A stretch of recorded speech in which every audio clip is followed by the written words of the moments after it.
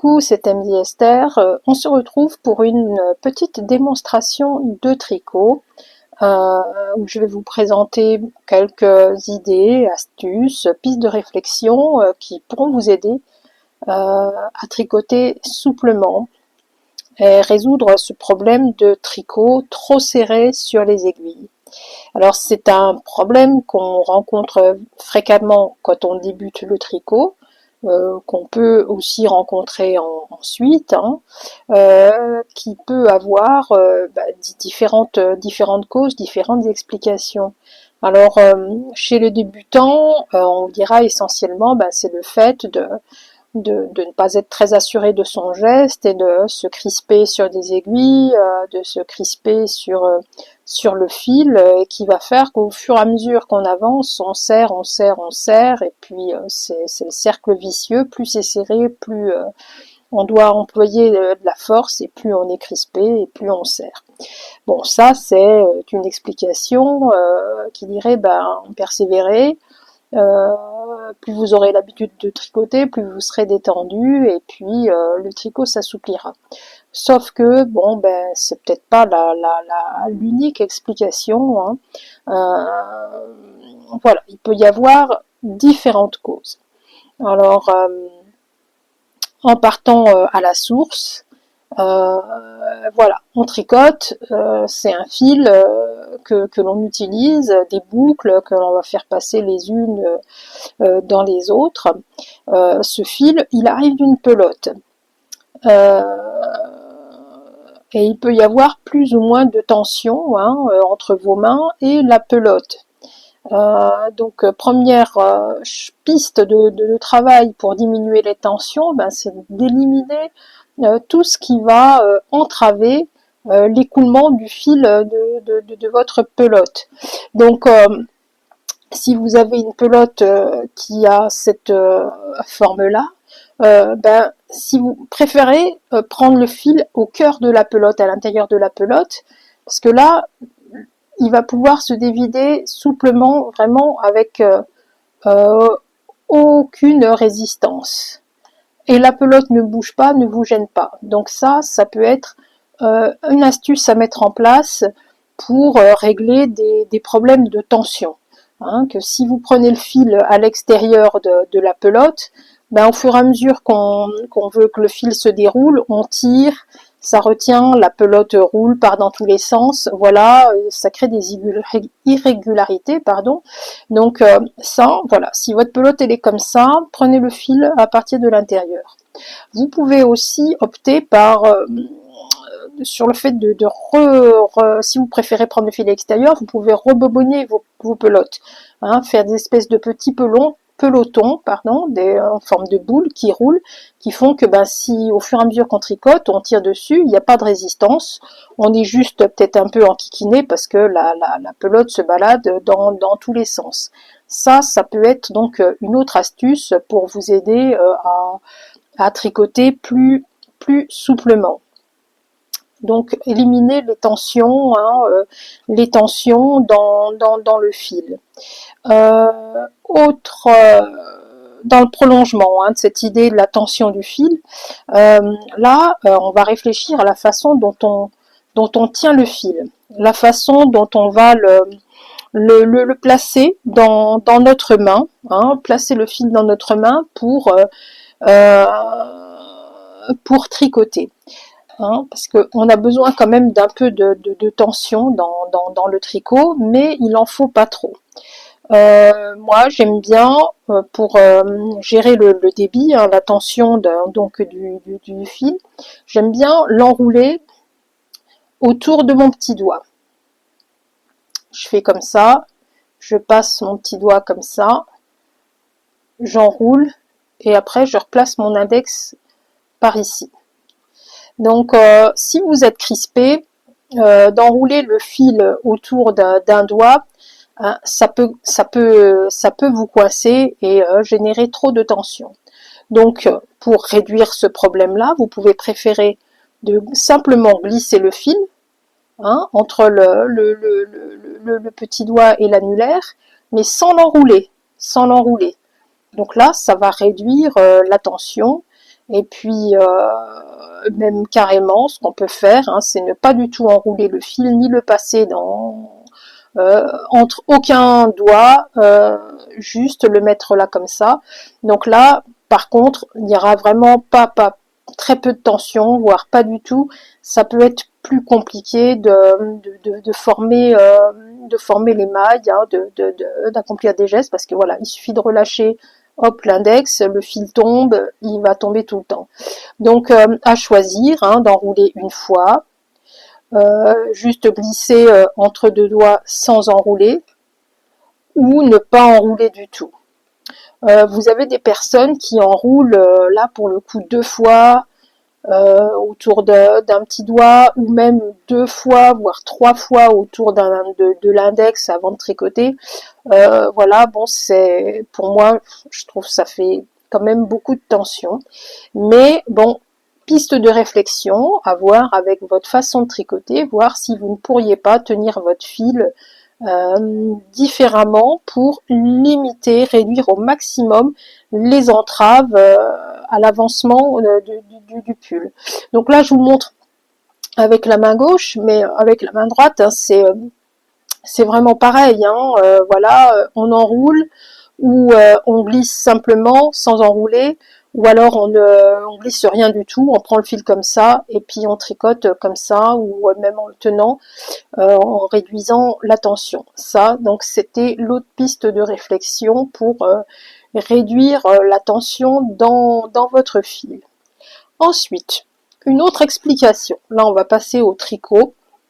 Réellement, une autre cause qui peut faire que votre tricot est trop serré sur vos aiguilles, ce sera dans la façon dont vous avez d'engager les aiguilles dans le tricot.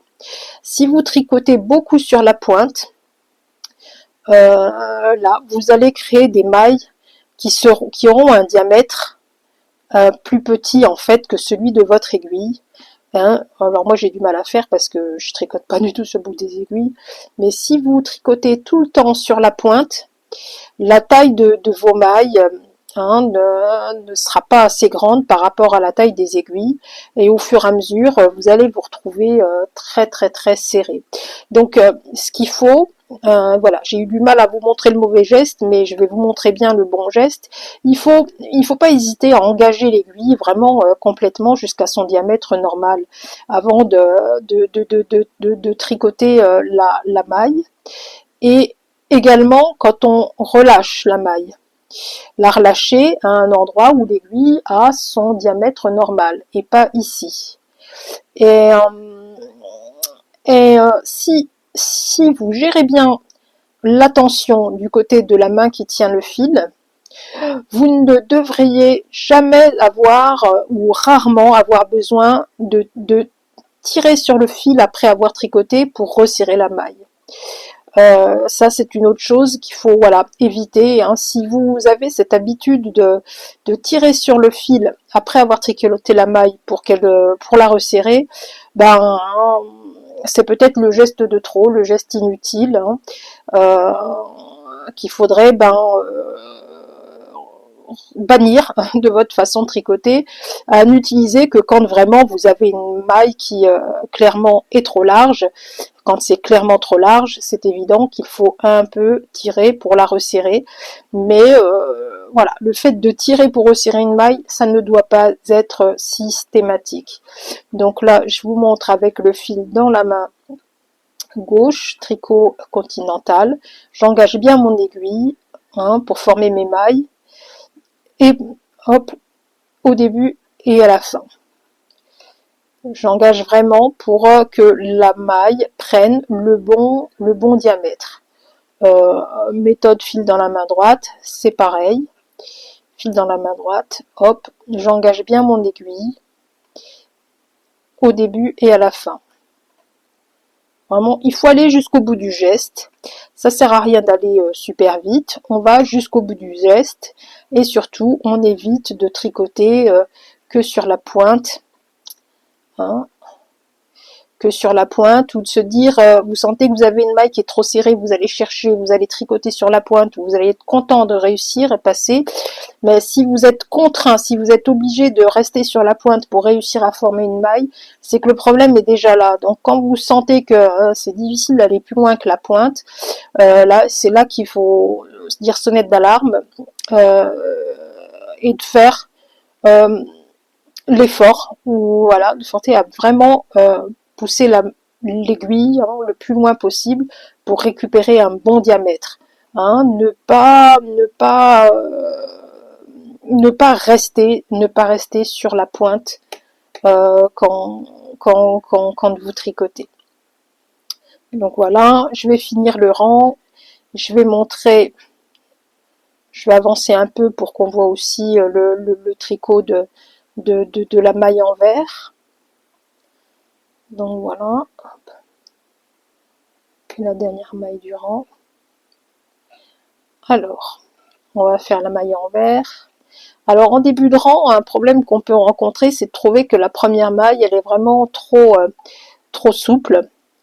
Et là, pour le coup, on peut être tenté de tirer pour resserrer. Bien là, pareil, on essaie de gommer ce réflexe-là. Plutôt que de tirer pour resserrer, peut-être qu'il vaut mieux ne pas la tricoter cette première maille. Hein. On appelle c'est les mailles lisières qu'on glisse tout simplement. Et on la glisse, on la tricotera pas et on règle ce problème. Et en plus, avec une maille glissée, on a de belles finitions, des bordures lisières vraiment très régulières. Donc voilà, une première maille trop lâche, plutôt que de la resserrer, de tricoter en serrant fort, on la laisse comme ça et on ne la tricote pas, on la glisse sans la tricoter. Et puis, voilà, le geste. On engage bien l'aiguille jusqu'à son diamètre le plus large. Voilà. On va voir avec la méthode continentale aussi. Hop.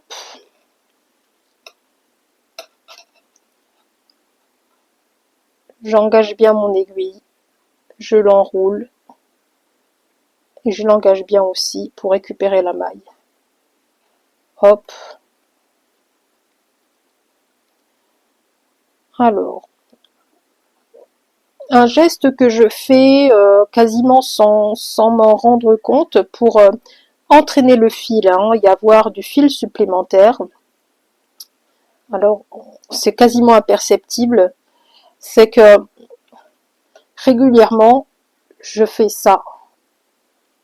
Ouais, au moins avec le petit doigt, comme ça. Un petit geste vraiment qui permet d'aller chercher, dérouler un petit peu de fil pour l'avoir, pour tricoter la maille suivante en ayant suffisamment de fil. Voilà, ça.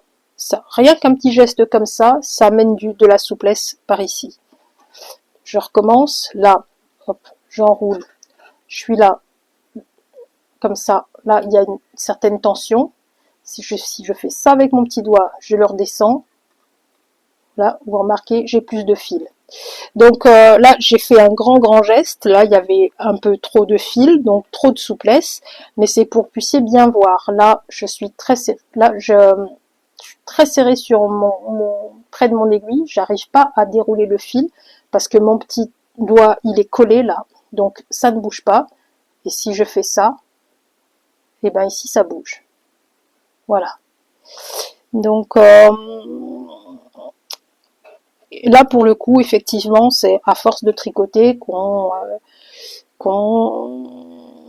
met en place presque sans s'en rendre compte de ces petits automatismes, ces micro-gestes qui vont aider le fil à venir et vous permettre de tricoter souplement. Que vous dire d'autre? Je réfléchis un peu. Qu'est-ce qui pourrait aider à ça? Peut-être le choix de vos aiguilles. C'est important d'avoir des aiguilles qui glissent bien. Parce que une aiguille sur laquelle le fil va mal glisser, ça va générer chez vous des crispations parce que on va avoir du mal à faire bouger le travail, à le faire avancer, donc on se crispe, donc on tend plus de tension, des mailles resserrées, et comme je vous disais au départ, c'est le cercle vicieux qui se met en place et qui fait que les mailles sont de plus en plus serrées, jusqu'au point où on n'arrive même plus à enfiler l'aiguille autour. Donc le choix de la matière de vos aiguilles est important. Si vous débutez en tricot, des aiguilles qui glissent beaucoup, c'est peut-être pas non plus la bonne solution, parce que vous risquez de perdre des mailles. Si ça glisse trop, s'il suffit de lâcher un peu pour que l'aiguille tombe et qu'on perde les mailles, c'est dommage aussi. Donc voilà, les aiguilles métalliques glissent davantage que des aiguilles en bois, mais vous en avez des en bois qui glissent bien aussi. Bon, c'est à vous de voir, de faire votre expérience ou de vous inspirer de l'expérience des autres. Voilà, je pense que je suis arrivée au bout de tout ce que je pouvais vous dire, vous donner comme astuce pour tricoter le plus souplement possible. Voilà. Écoutez, je vous remercie d'avoir regardé, puis j'espère que cette petite démonstration de tricot, ne partez pas tout de suite, hein. J'ai coupé la vidéo et en visionnant, je me suis aperçue que j'ai oublié de vous parler d'une chose importante, savoir le tout premier rang, le premier rang de montage de vos mailles. Très important parce que souvent, c'est le premier rang que l'on tricotera juste après qui va être le plus problématique parce que les mailles auront été montées de façon beaucoup trop serrée. Donc pour éviter ça, il faut choisir une technique de montage des mailles qui vous promette un résultat souple, élastique. Alors vous me direz, oui, il y a des techniques qui promettent ce résultat-là, mais qui sont peut-être un peu compliquées ou fastidieuses. Bien, dans ce cas-là, ce que vous pouvez faire, c'est choisir une technique de montage basique, n'importe laquelle, celle qui vous arrange le mieux, hein, mais en utilisant une taille d'aiguille surdimensionnée. Par exemple, vous devez commencer votre ouvrage avec des côtes sur des aiguilles 3, eh bien vous allez monter vos mailles sur une aiguille de taille 4 ou 3,5. Et voilà, le tour sera joué, vous pourrez commencer à tricoter votre premier rang aisément parce que les mailles ne seront pas trop serrées. Voilà, là j'en ai vraiment fini pour les astuces du tricot pas trop serré. Et d'ici la prochaine vidéo de démonstration de tricot, je vous dis salut, salut, salut!